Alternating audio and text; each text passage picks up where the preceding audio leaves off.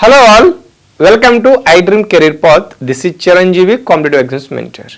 ఇక 10th class base చేసుకొని MTS గాను 30 వేకెన్సీస్ అయితే సాహిత్య అకాడమీ నుంచి అయితే నోటిఫికేషన్ రావడం జరిగింది.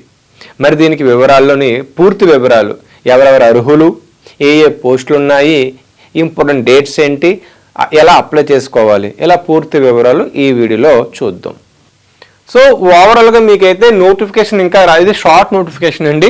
సో మీకు అఫీషియల్ అనేది మీకు August 22 అంటే రేపు రానుంది. ఓకే, సో ఇది మీరు చూసుకోండి. సో లాస్ట్ డేట్ వచ్చేసరికి మీకు September 21 అయితే మీకు అప్లై చేసుకోవడానికి లాస్ట్ డేట్ అయితే ఉంటుంది.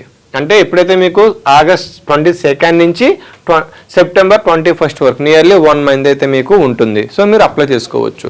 మొత్తం మీకు 30 డేస్లో మీరు అప్లై చేసుకోవచ్చు. 30 వేకెన్సీస్ అయితే ఉన్నాయి.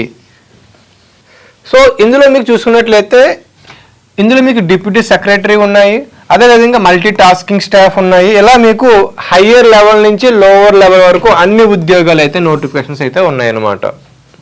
మరి మీకు ఒక జాబ్ వచ్చినట్లయితే మీకు న్యూఢిల్లీ లేదంటే ఇతర ముంబై, కోల్కతా, బెంగళూరు, చెన్నైలో అయితే మీకు జాబ్ లొకేషన్ అయితే ఉంటుంది.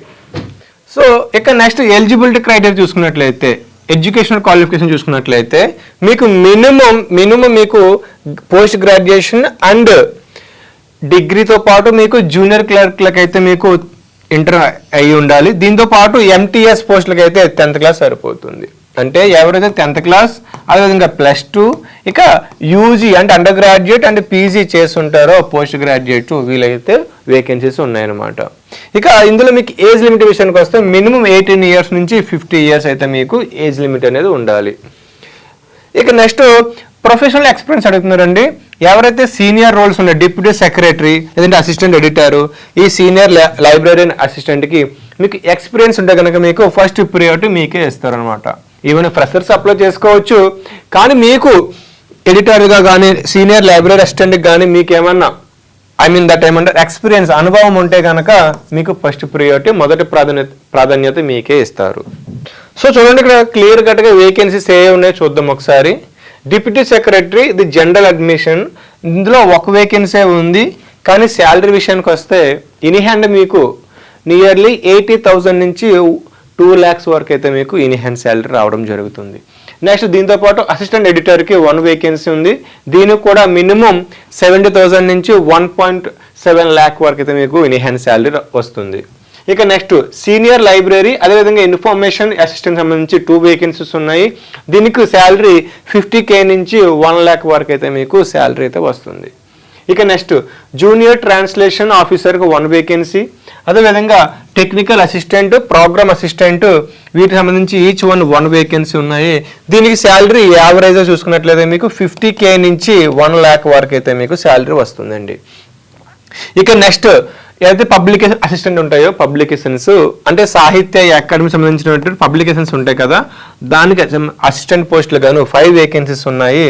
దీనికి శాలరీ కూడా నియర్లీ 50K నుంచి 1.5 lakh అయితే శాలరీ ఉంటుందన్నమాట. ఇక ప్రూఫ్ రీడర్ కమ్ జనరల్ అసిస్టెంట్కి 2 వేకెన్సీస్ ఉన్నాయి. ఇందులో మీకు శాలరీ విషయానికి వస్తే ఒక 40,000 నుంచి మీకు ఒక 80,000 వరకు శాలరీ రావడం జరుగుతుంది. ఇక స్టెనోగ్రాఫర్ గ్రేడ్ 2 అయితే 4 వేకెన్సీస్ ఉన్నాయి. ఎవరైతే షార్ట్ హ్యాండ్ చేసి ఉంటారో వాళ్ళకైతే ఇది ఫస్ట్ ప్రియారిటీ ఇస్తారు, కాబట్టి మీరు అప్లై చేసుకుని సరిపోతుంది. సో దీని శాలరీ కూడా 40K వరకు అయితే మీకు స్టార్టింగ్ అయితే ఉంటుందన్నమాట. ఇక మెసేజర్, అదేవిధంగా కమ్ రైడర్, దీనికి సంబంధించి 1 వేకెన్సీ ఉంటుంది. ఇది పోస్ట్ ఆఫీస్ పోస్ట్ మాస్టర్ లాగా వేకెన్సీ అయితే ఉంది.